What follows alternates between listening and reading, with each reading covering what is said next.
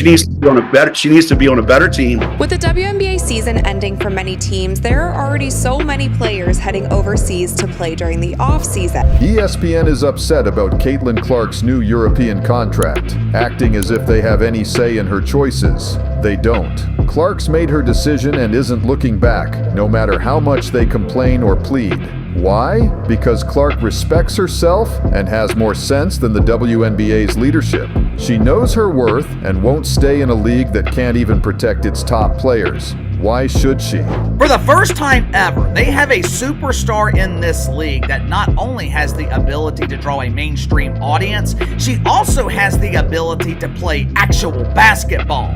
She's been roughed up by players, ignored by refs, and targeted by haters who couldn't stand the fact that she was single-handedly keeping this joke of a league afloat. There's going to be a significant amount of less fans watching the WNBA now that Caitlin is no longer in the picture.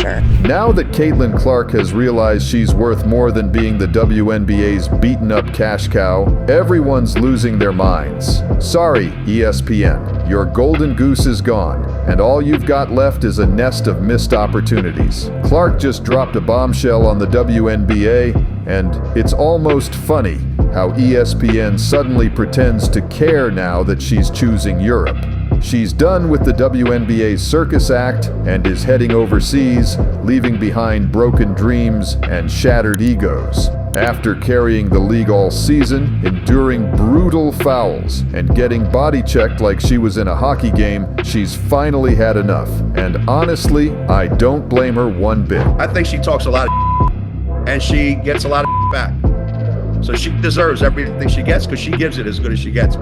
She's just not built for the physicality of this league. This isn't just any player making a career move.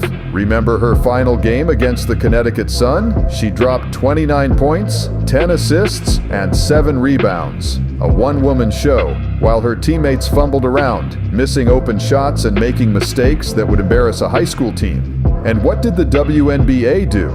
They let the refs treat her like a punching bag, standing by and doing nothing. Fans didn't come to watch a UFC match, but that's exactly what the WNBA turned into whenever Clark stepped on the court. It's an attack on Caitlin Clark. Caitlin Clark's the wrong face for this league because her fans are so racist. Now ESPN and their so-called experts are finally waking up. How convenient. Suddenly they realized they had a cash cow all along. Before Caitlin, the Indiana Fever struggled to draw 3,000 fans per game, making it feel more like a neighborhood block party than a professional event. But once she hit the scene, that number shot up to 177,000 fans packing the arena every game, a 400% increase. 2 years ago, their home attendance was 1,800 fans. Their average this year, home attendance, is 17,000. That's almost 10 times. And, of course, the big difference is Caitlin Clark. I think she should be up for MVP. How's that for impact? They didn't just have a star, they had a once-in-a-generation phenomenon. But instead of celebrating the player who single-handedly put the WNBA on the map, they're more focused on spreading the wealth. I know the mainstream media wants us to believe that the WNBA is surging in popularity. I know analysts like Monica McDougal at ESPN. They want us to recognize elite layup missers and failed dunkers. But what Casey has been telling you guys all season, it has been true.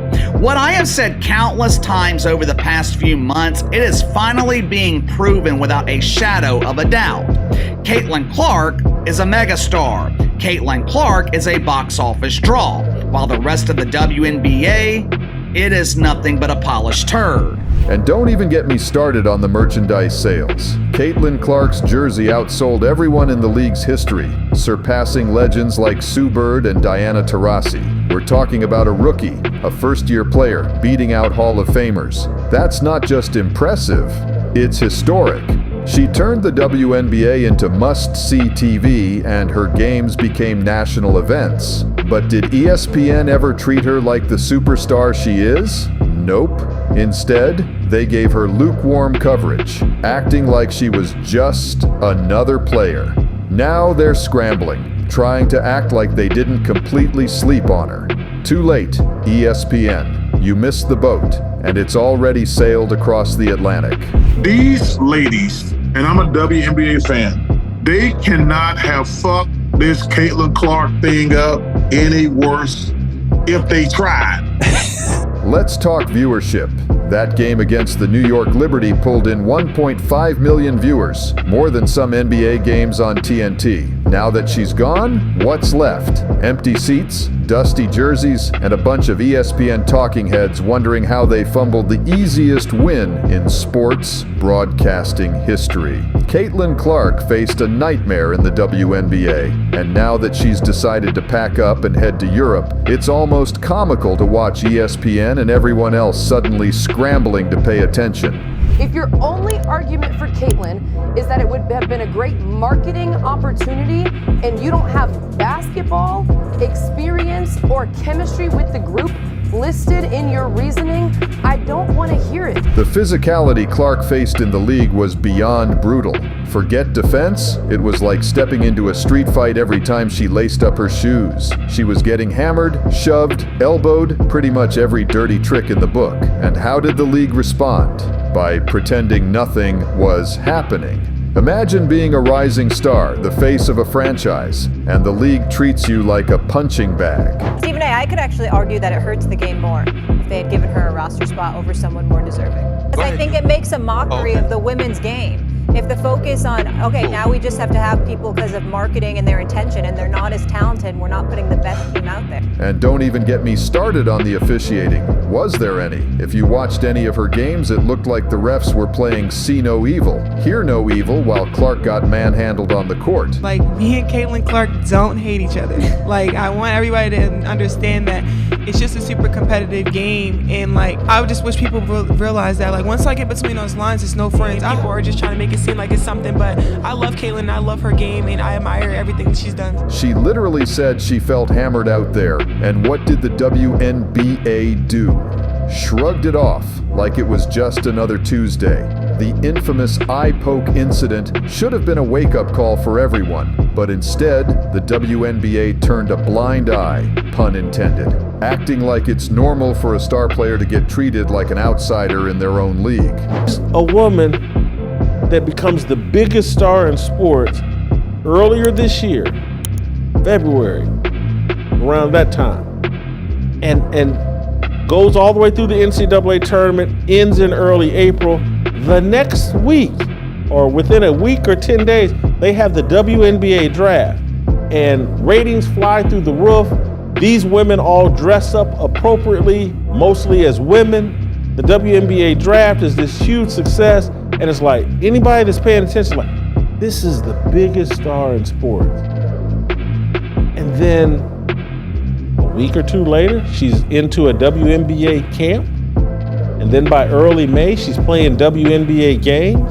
Nike landed one of the rare, generational, potentially billion-dollar athletes. Michael Jordan, Tiger Woods, LeBron, and now Caitlin Clark. Nike, an organization that got her on a bargain basement deal and is telling her, well, we're going to wait to promote you until we're done promoting Asia Wilson. And she's in the middle of all of these racial discussions that she has nothing to do with, wants nothing to do with, and then they're demonizing her fans. In April of this year, Caitlin signed an 8-year deal with Nike for up to $28 million. A super cheap contract they'll make a killing off of with a signature shoe.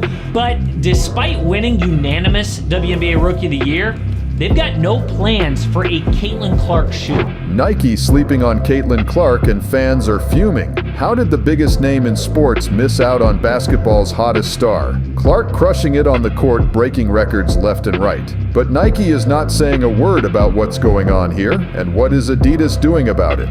Caitlin Clark has just been named the 2024 Rookie of the Year. Clark's rookie season, it was historic. She had the most points in a rookie campaign, the most assists in any season ever, and she even messed around and got a pair of triple-doubles, something no other rookie has ever done. Let's break down just how incredible Clark's been. She's not just good, she's rewriting the record books in her rookie season. She snagged the Rookie of the Year title like it was nothing. But that's not all she's packing. Arenas selling out merch and making fans lose their minds. Can you believe the impact she's having? It seemed to be like a fantastic deal. Now, since she has signed this contract, you guys, and her WNBA season has come and gone. And with that, Nike has not done one thing to promote her. We have not seen any commercials, we have not seen any ads, we have not seen any Caitlin Clark merchandise, and we for sure as hell have not seen any Caitlin Clark signature shoes. Now you might be wondering, why isn't Nike all over this? They've got the next big thing in basketball right under their nose, but they're acting like Clark doesn't exist. No ads, no commercials, no nothing. It's like they're allergic to success. When Caitlin originally signed an NIL deal with Nike when she blew up in college, she was so popular. Caitlin was the most recognized college player in the country by far, twice as much as second place Angel Reese, 4 times more than the most popular men's player. That's never happened. So when she turned pro, several shoe companies were after her. Under Armour said she'd be the face of Curry brand. But here's where it gets really interesting. Is Nike playing some kind of long game we can't see?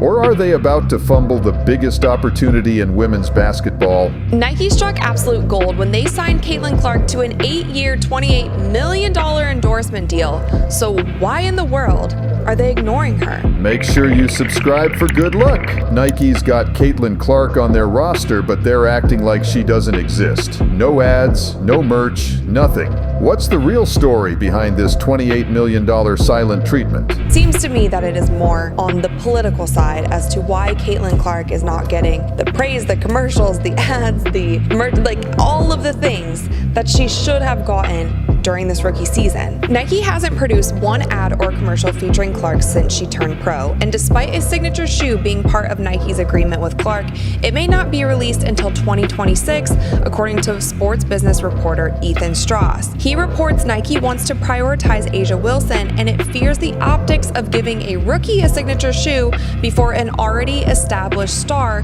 who just won league MVP for the 3rd time. Let's break down this deal that's got everyone scratching their heads. Clark signed an 8-year, $28 million contract with Nike. That's not chump change, folks. This kind of money usually comes with the works. We're talking signature sneakers, billboards, commercials, the whole 9 yards. But what's Nike doing?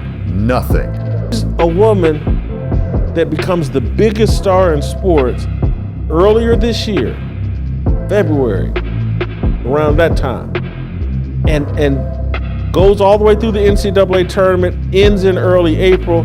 The next week, or within a week or 10 days, they have the WNBA draft, and ratings fly through the roof.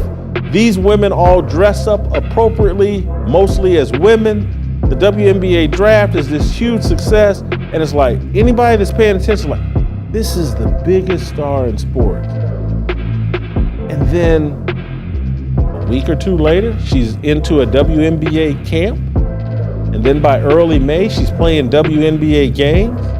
You might be thinking, okay, but maybe they're just warming up. Clark's been crushing it on the court, breaking records and selling out arenas. She's the hottest thing in basketball right now. So where's all the hype from Nike?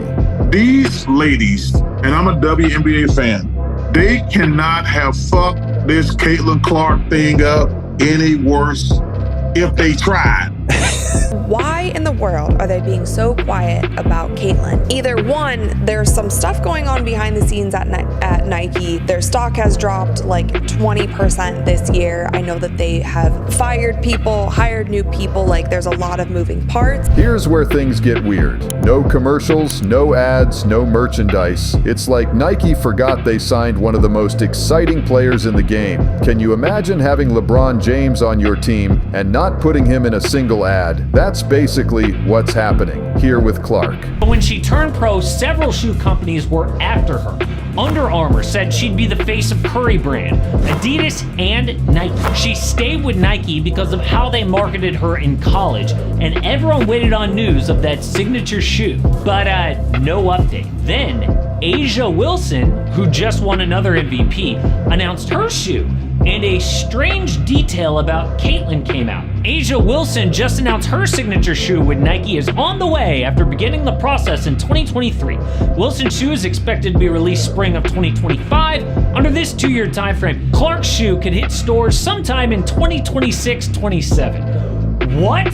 Now you might be wondering what's Nike's game plan. Some people are saying they might be putting all their chips on other players like AJ Wilson. But here's the kicker. We might not see Clark's signature shoe until 2026 or 2027. That's ages away in the world of sports. But hold on, is Nike playing chess while we're all stuck in checkers? Maybe there's more to this strategy than meets the eye? Are they building up anticipation, waiting for the perfect moment to unleash Clark on the world? Or have they truly dropped the ball on one of the biggest opportunities in women's basketball? Now they have this woman, and she's made the WNBA relevant. And I'm like, why isn't she being promoted, and how did Nike get her at such a reasonable, wasn't it at 22 or 32? $28 million. $28 million over 8 years. I'm like, that doesn't add up to me. While Nike's been playing it cool, Adidas came in hot, recognizing Caitlin Clark's achievements. Like they were handing out candy on Halloween. They stepped up and filled that promotional void Nike left wide open. And they didn't just do it quietly, they brought in the big guns. She owns the record for most points scored in men's and women's Division I. And she set every record you possibly can set for Iowa, for women's basketball. She just absolutely did it all and became a magnet for attention and an icon for sports fans, certainly little girls, certainly mine as well, playing her basketball and watching her play.